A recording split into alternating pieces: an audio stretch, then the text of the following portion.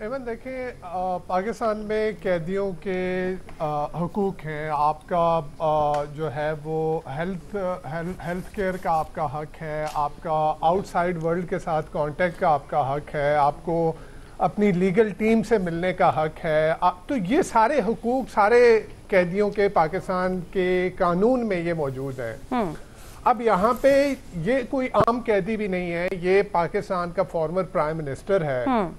ये पाकिस्तान की इस वक्त आर्ग्यूएबली सबसे पॉपुलर जमात का जो है उसका लीडर है, और उसकी जमात जो है वो मेन अपोजिशन पार्टी है, और उसकी जमात जो है वो केपी में हुकूमत में है। अब उससे मिलना, उससे उसको वो रोकना, यानी आप किस तरह से, मैंने तो कहा ना कि बुनियादी जो कैदी हैं ये आम कैदियों के ये हकूक हैं, और ये तो आम कैदी नहीं है, उसको आप मिलने नहीं दे रहे। यही मेंटल टॉर्चर है ना। आप उसको सॉलिटरी कन्फाइनमेंट में रखें, आप उसको मिलने ना दें, आप उसको बैरूनी दुनिया से बिल्कुल कट ऑफ कर दें, और वो एक पार्टी का लीडर है, ऑब्वियसली वो अपनी पार्टी को गाइडलाइन देगा, और बाहर लाखों करोड़ों लोग उसके चाहने वाले हैं। अगर उनकी बहन आके बाहर बात कर रही हैं तो मुझे नहीं समझ आ रही कि इसमें क्या मुजायका है। दूसरी तरफ ये पार्टियां बात करती हैं ना, देखिए कानून की बात करने वाले, और ऐसे में जब आप डिनाई कर रहे हैं इस तरह के हकूक एक ऐसे हाई प्रोफाइल कैदी को,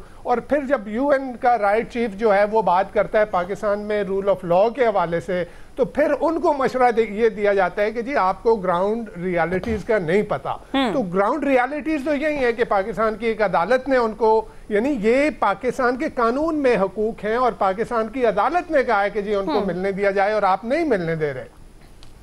फिर ये लोग बात कर रहे हैं, यही सियासी पार्टियां। मुझे ये बताएं 2019 में जब आजादी मार्च हुआ था, तो क्या ये एहसन इकबाल साहब और ये जो ख्वाजा आसिफ साहब और ये सब लोग जाके नहीं मिले थे?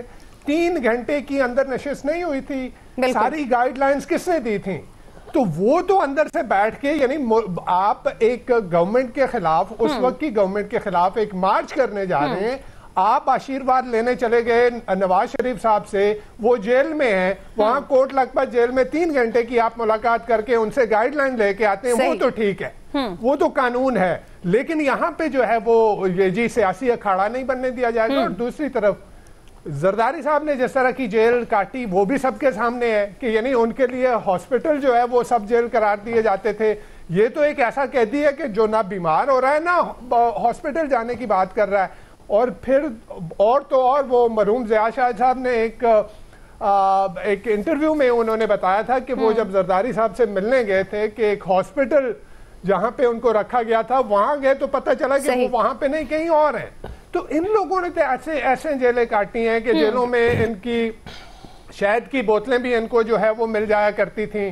वो जेल से ज्यादा वक्त जो है वो हॉस्पिटल में गुजारा करते थे। तो ये लोग फिर किस मुंह से ये बात करते हैं कि जी ये कानून की खिलाफ वर्जी और वो कानून की खिलाफ वर्जी, और फिर वही कन्विक्टेड शख्स जो है वो उसको लंदन भी भेज दिया जाता है। वो वहां से बैठ के जो है वो उस वक्त के पाकिस्तान के इदारों के खिलाफ जो है वो बातें भी करता है। तो वो पूरी कैंपेन चला रहा है नहीं, लेकिन बात वही है कि नवीद साहब इदारों के खिलाफ अगर बात की जाए तो कल मुलाकात के बाद पीटीआई के अकाउंट से भी एक लंबी चौड़ी इदारों के खिलाफ ट्वीट्स भी की गई। अयाज साहब क्या कहेंगे आप? उस प्रोफेसर वार्डा ने फिर ये भी कहा कि अगर इसी तरह सियासी गुफ्तगू और पैगाम रसानी जारी रहेगी तो फिर ये मुलाकातों का सिलसिला अहले खाना से भी रुक सकता है। नवीद साहब मासूम आदमी है अमन, वो कह रहे हैं कि पाकिस्तान के लॉ में ये हुकूक मौजूद है, होंगे, वापडा लॉ में नहीं है। वो जो वापडा लॉ में हुकूक होंगे वही दिए जाएंगे, बाकी कोई नहीं दिए जाएंगे। आपको पता है ना, मैं वापडा साहब की बात पे आंखें बंद करके यकीन कर लेता हूँ कि जब वो कुछ कह रहे हो तो मुझे 100% यकीन होता है कि ये ऐसे ही होगा जैसे वापडा साहब कह रहे हैं। जब 27वीं तरमीम उन्होंने कहा था ऐसी की तैसी हम कराएंगे, करा ली उन्होंने। उसके बाद वो कह रहे थे 28वीं तरमीम हम ला रहे हैं, और जो नहीं करेगा उसकी ऐसी की तैसी 28वीं। खैर चलें, अभी थोड़ा सा वक्फा उसमें आया हुआ है, वो भी आ जाएगी। वो अगर कह रहे हैं, लेकिन पहली बार पता नहीं क्यों मुझे अजीब बात है, आपको भी शायद बड़ी अजीब लगेगी, कि मुझे वापडा साहब के इस ट्वीट में फ्रस्ट्रेशन ज्यादा नजर आई है। वो जिस तरह से वो एक कॉन्फिडेंस का लेवल एक डिफरेंट चीज होती है कि आप कॉन्फिडेंट होते हैं और कहते हैं, जाहिर है वो 100% आपको यकीन भी होता है कि ये होने जा रहा है और बिल्कुल मैं वो कर लूंगा। लेकिन ये मुझे पता नहीं क्यों पहली बार उसमें फ्रस्ट्रेशन नजर आई है और लग रहा है कि फैमिली की तो मुलाकातें बंद हो गई ना उसके बाद। अगर वापडा साहब की बात पे हम यकीन कर लें, राना सनाउल्लाह तो चलें वो ज़ाहिर है वो पॉलिटिशियन है, वो बात कर रहे हैं, वो ज़ाहिर है वो कुमाजी के हवाले भी देते हैं कि जी हमारे साथ जेल में ये हुआ था, और हम अब कहते तो यही है ना सारे। वो जो आमिर हवाला दे रहे थे कि अमेरिका में खड़े होकर उन्होंने कहा था नवाज शरीफ का एसी उतरवाऊंगा जाके, अगरचे वो खाली तकरीर थी, उतरवाया नहीं आके उन्होंने, वो लेकिन कह दिया बस ठीक है, वो नोट हो जाती है, उतरवा नहीं सके थे। बहरहाल जो भी है, अब चूंकि जिसके पास दोनों इख्तियारात होते हैं वो फिर आपको पता ना वो उतरवा भी लेता होता है, जिसके पास नहीं होते वो कुछ नहीं कर सकता होता। तो इस वक्त हालात तो यही हैं कि जिस तरफ चीज़ें जा रही हैं। अब कल वकला की मरहल, कल तो शायद इजाज़त मिल जाए वकला को मुलाकात की, क्योंकि उसके बाद उन्होंने कहा है ना कि वकला जब बाहर आके बात करेंगे फिर उसके बाद हम फैसला करेंगे कि अब ये हम वापडा साहब मेरे ख्याल में मतलब वो बिल्कुल आमिर ठीक कह रहे थे, चूँकि ये दो लोग ऐसे हैं, मोहसिन नकवी साहब हो गए या फैसल वापडा साहब, जिनको ये समझा जाता है कि इस्टेब्लिशमेंट का मौक़िफ़ बयान कर रहे हैं। तो मेरा ख्याल इन लोगों को थोड़ा ज़्यादा मोहतात होना चाहिए, मेरा ख्याल है। बहरहाल ठीक है, उसकी वजह ये कि आप वो जलती पे तेल क्यों डाल रहे होते हैं, वो उसको आग को बुझाने की कोशिश करनी चाहिए, ना कि उसको बढ़ाने की कोशिश करनी चाहिए।